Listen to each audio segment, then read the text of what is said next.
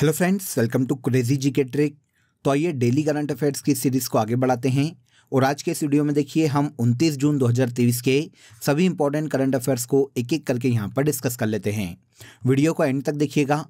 Last session में मतलब 28 जून के करंट अफेयर में मैंने आपसे क्वेश्चन पूछा था, जो कि हमारा क्वेश्चन ऑफ द डे था कि टाइम मैगजीन के द्वारा किसे 2022 के लिए पर्सन ऑफ द ईयर चुना गया है।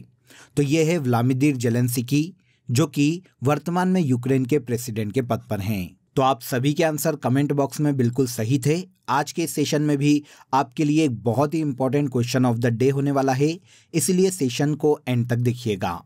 पहला क्वेश्चन देखिए, पहली महिला कबड्डी लीग का खिताब किसने जीता है? इंपॉर्टेंट क्वेश्चन है, नोट कर लीजिएगा। देखिए, पहली महिला कबड्डी लीग का जो खिताब है वो पंजाब पैंथर्स की टीम ने अपने नाम किया है।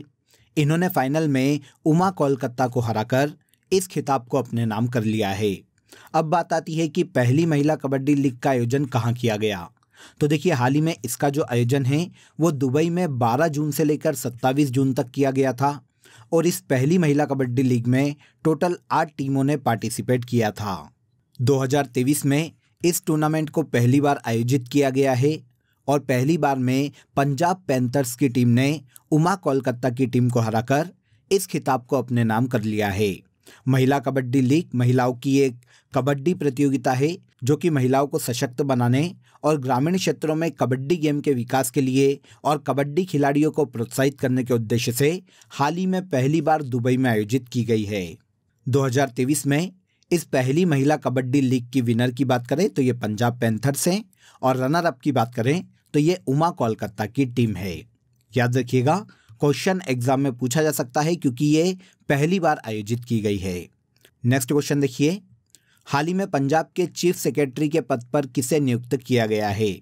देखिए, पंजाब की एग्जाम में ये क्वेश्चन पूछा जा सकता है। नॉर्मली सेंट्रल के एग्जाम में इस क्वेश्चन के आने की संभावना कम है, लेकिन पंजाब स्टेट की जितनी भी लोकल एग्जाम्स हैं वहाँ पर यह क्वेश्चन पूछा जा सकता है। पंजाब के मुख्य सचिव के पद पर हाल ही में अनुराग वर्मा को अपॉइंट किया गया है। अनुराग वर्मा की बात करें तो ये 1993 बैच के देखिए आईएएस अधिकारी हैं, जिन्हें हाल ही में वीके जंजुआ के स्थान पर पंजाब का नया चीफ सेक्रेटरी नियुक्त किया गया है। पंजाब की बात करें तो पंजाब की कैपिटल चंडीगढ़ है।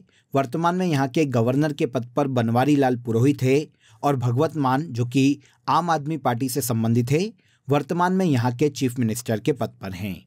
अनुराग वर्मा को वर्तमान में पंजाब का नया चीफ सेक्रेटरी नियुक्त किया गया है। 16वें स्पेशल ओलंपिक्स का आयोजन किस देश में किया गया है? तो हाल ही में देखिए 16वें स्पेशल ओलंपिक्स का आयोजन जर्मनी के बर्लिन में किया गया है। जर्मनी के बर्लिन में 17 जून से लेकर 25 जून 2023 तक इन स्पेशल ओलंपिक्स का आयोजन किया गया। अब देखिए, इस ओलंपिक गेम्स में जो इंडियन प्लेयर्स ने मेडल जीते हैं उनकी संख्या 202 है। इस स्पेशल ओलंपिक्स में देखिए इंडियन प्लेयर्स ने 76 गोल्ड, 75 सिल्वर और 51 ब्रॉन्ज मेडल इस प्रतियोगिता में अपने नाम किए हैं। विशेष ओलंपिक विश्व खेल की बात करें तो इसकी शुरुआत 1968 में की गई थी। यह खेल देखिए बौद्धिक रूप से विकलांग बच्चों और वयस्कों के लिए आयोजित किया जाता है। ऐसे लोग या ऐसे बच्चे जो कि बौद्धिक रूप से अक्षम हैं, उनकी शारीरिक फिटनेस बढ़ाने के उद्देश्य से और उन्हें खुशी का अनुभव करवाने और उनकी जो प्रतिभा है, जो स्किल्स हैं, उन्हें अवसर प्रदान करने के उद्देश्य से स्पेशल ओलंपिक्स आयोजित करवाए जाते हैं। 2023 में इनका आयोजन जर्मनी के बर्लिन में किया गया है, जिसमें इंडियन प्लेयर्स ने टोटल 202 मेडल अपने नाम किए हैं। इसके बाद आगे आइए, विश्व में सबसे बड़ा सड़क नेटवर्क किस देश में स्थित है? तो वर्ल्ड का लार्जेस्ट रोड नेटवर्क की अगर हम बात करें तो ये अमेरिका में देखने को मिलता है। इसके बाद सड़क नेटवर्क के मामले में दूसरे नंबर पर इंडिया आता है और तीसरे नंबर पर चाइना है। अब हम इस क्वेश्चन को अभी क्यों डिस्कस कर रहे हैं, अगर हम इसकी बात करें तो देखिए, हाल ही में भारत के परिवहन मंत्री नितिन गडकरी के अनुसार विश्व में सबसे लंबा सड़क नेटवर्क अमेरिका का है और अब इसके बाद वर्तमान में विश्व का सबसे बड़ा दूसरा सड़क नेटवर्क इंडिया का हो गया है। इंडिया ने देखिए सड़क नेटवर्क के मामले में चीन को पछाड़ते हुए दूसरा स्थान प्राप्त कर लिया है। इंडिया का टोटल सड़क नेटवर्क 1,45,240 किलोमीटर का हो गया है, जो कि पूरे दुनिया में दूसरा सबसे बड़ा रोड नेटवर्क है। याद रखिएगा, पहले नंबर पर अमेरिका, दूसरे पर इंडिया और तीसरे नंबर पर चाइना आता है ऑल ओवर रोड नेटवर्क के मामले में। अब इस पूरे रोड नेटवर्क में सबसे इंपॉर्टेंट होते हैं देखिए नेशनल हाईवेज, जिनके रखरखाव और प्रबंधन की जो जिम्मेदारी है वो national highway authority of India के पास है, जिसकी स्थापना 1988 में की गई थी और वर्तमान में इसके चेयरमैन संतोष कुमार यादव है। National highway authority of India Bharat में नेशनल हाईवे के डेवलपमेंट, रखरखाव और मैनेजमेंट के लिए कार्य करने वाली जिम्मेदार संस्था है, जो कि भारत के सड़क परिवहन मंत्रालय के अंतर्गत कार्य करती है। आगे आ जाइए। हाल ही में चर्चा में रहा सिविल नागरिक संहिता का संबंध भारतीय संविधान के किस अनुच्छेद से है? तो देखिए, सिविल नागरिक संहिता, जिसे यूनिफॉर्म सिविल कोड के नाम से जाना जाता है, इसका उल्लेख इंडियन कॉन्स्टिट्यूशन के आर्टिकल 44 में देखने को मिलता है।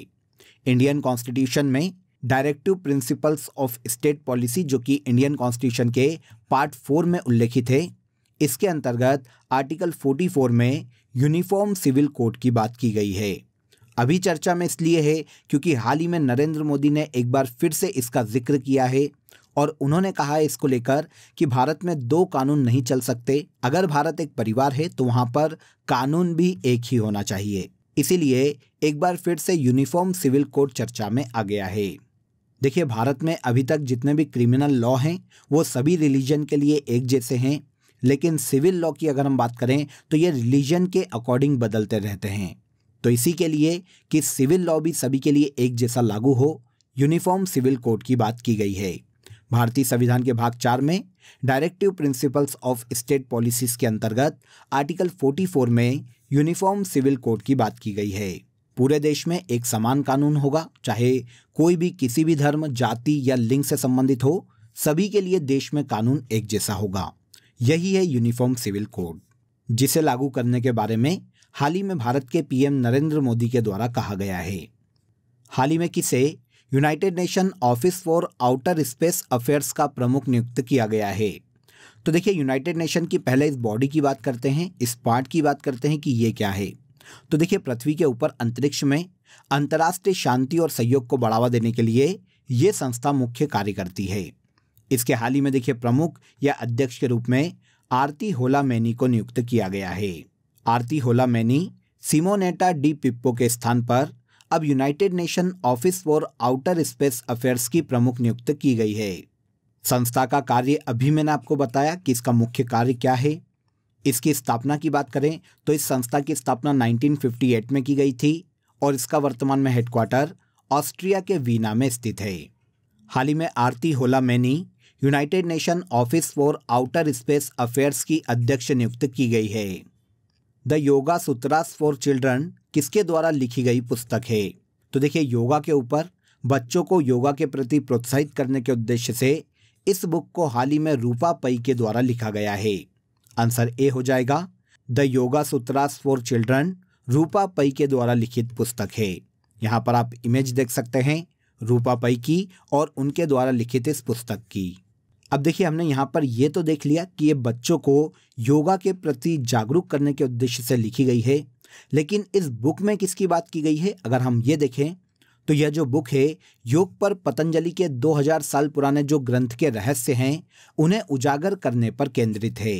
इस बुक का मुख्य उद्देश्य योग के अभ्यास को बच्चों की डेली रूटीन की जिंदगी में जोड़ना और उन्हें अंदर से आत्मविश्वासी बनाना है।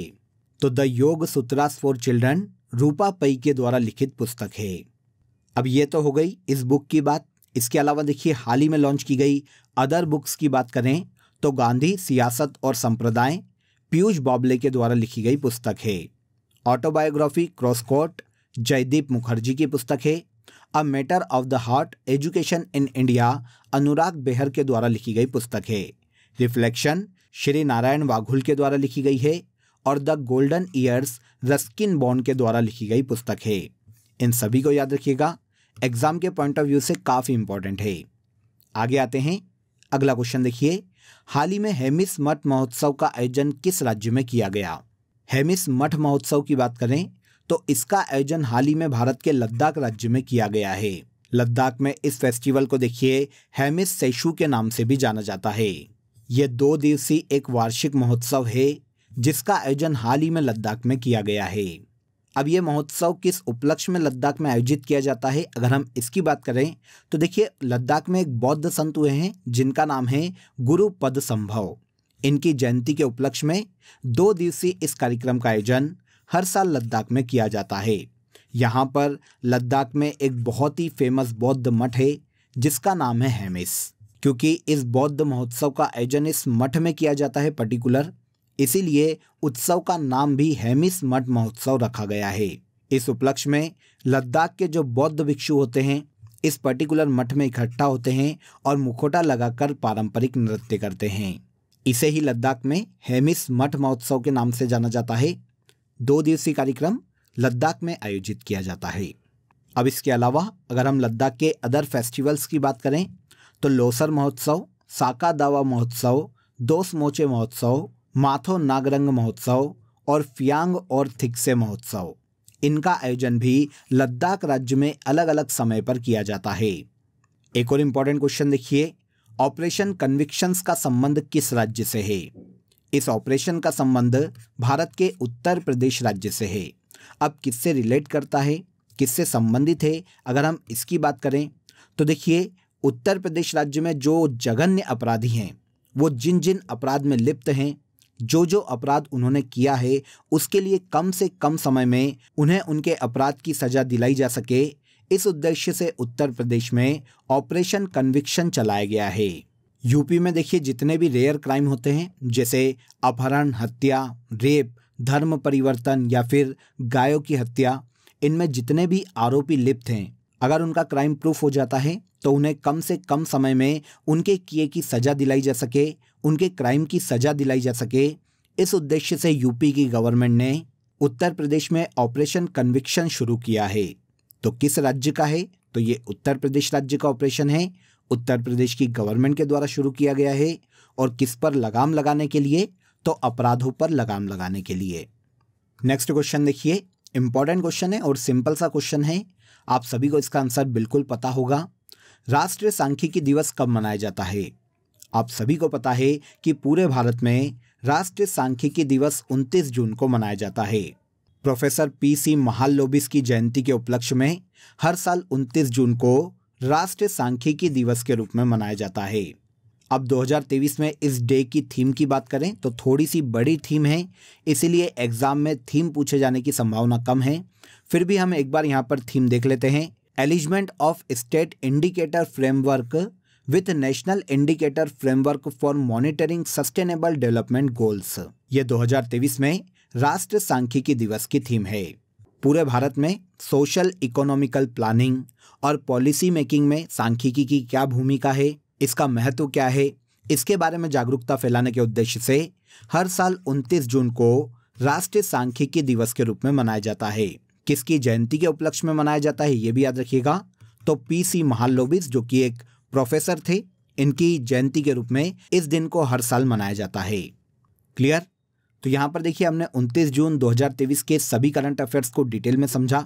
अब आ जाइए आज की फैक्ट शीट में हम लास्ट डे की फैक्ट शीट को आगे बढ़ाएंगे और जितने भी रिसर्च इंस्टीट्यूट है भारत में उनके हेडक्वार्टर कहाँ पर हैं, शोध संस्थान के मुख्यालय कहाँ पर हैं, इनको हम आगे बढ़ाते हुए इनके बारे में और जान लेते हैं।